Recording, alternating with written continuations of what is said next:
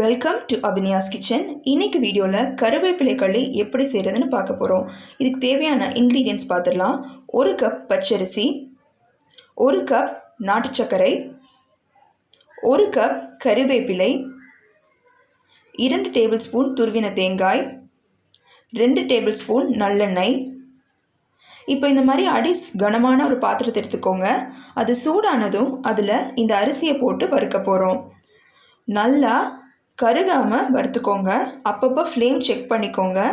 அரிசி நல்லா வறுபட்டாதான் நம்மளுக்கு திரிக்க நல்லா வரும், களிக்கு நல்ல சுவையும் கொடுக்கும்.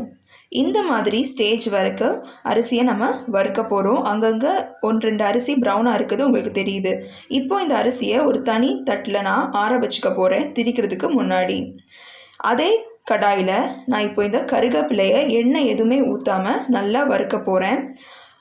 கருவேப்பிலையும் நல்லா அரிசியோடு சேர்த்து நம்ம பொடி பண்ணிக்க போகிறோம்.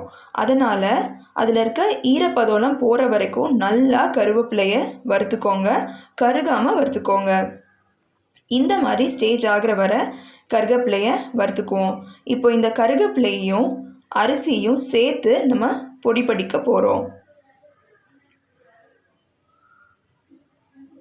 பச்சையாக அரைச்சிங்கன்னா கசப்பாக இருக்கும், அந்த பச்சை வாசனை இருக்கும், அது சில நேரம் பிடிக்காது.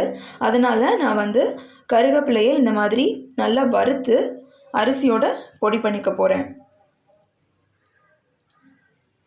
இந்த மாதிரி வறுக்கப்பட்ட அரிசியையும் கருவேப்பிலையும் நல்லா நம்ம திரிச்சு எடுத்துக்கலாம்.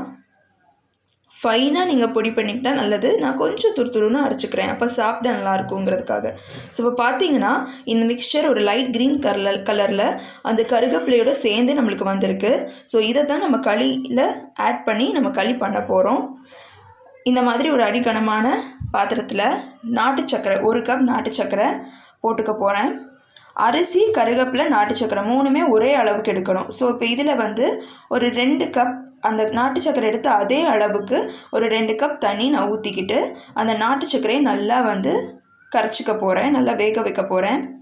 அது நல்லா கொதிக்கிறப்போ இந்த மாவை அதில் ஊற்றி உப்புமாவுக்கு எப்படி தண்ணி கொதித்ததும் மாவை போட்டு கிண்டுவீங்களோ அந்த மாதிரி உடனே நீங்கள் கிண்டணும். கட்டியே இல்லாமல் இந்த மாதிரி அந்த நாட்டு சர்க்கரை தண்ணி இருக்கு இல்லையா, அந்த பாகோட இந்த மாவும் நல்லா மிக்ஸ் ஆகிற மாதிரி கிண்டிக்கோங்க. இந்த மாதிரி நல்லா உடச்சி விட்டு அப்பப்போ ஃப்ளேம் செக் பண்ணி கிண்டிக்கோங்க, அடிப்பிடிக்காத மாதிரி. ஸோ இப்படி இந்த நல்லா அந்த மாவும் நாட்டு சர்க்கரை மிக்ஸ் ஆன தருவாயில் இந்த துருவின தேங்காயை நம்ம சேர்த்துக்கலாம். நான் நாட்டு சர்க்கரை எடுத்துருக்கேன். இப்போ இந்த மாதிரி நீங்கள் நல்லெண்ணெயை ஊற்றிக்கோங்க, 2 டேபிள் ஸ்பூன் போட்டு நல்லா கிண்ட போகிறோம். நீங்கள் மண்டை வெல்லம் இல்லாட்டி வேறு மாதிரியான கருப்பட்டி அந்த மாதிரி கூட சேர்த்துக்கலாம்.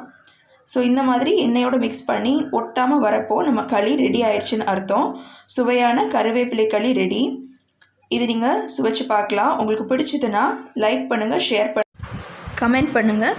மறக்காமல் அபினியாஸ் கிச்சன்கிற சேனலுக்கு சப்ஸ்கிரைப் பண்ணுங்கள், பெல் பட்டனும் ப்ரெஸ் பண்ணுங்கள். தேங்க்ஸ் ஃபார் வாட்சிங்.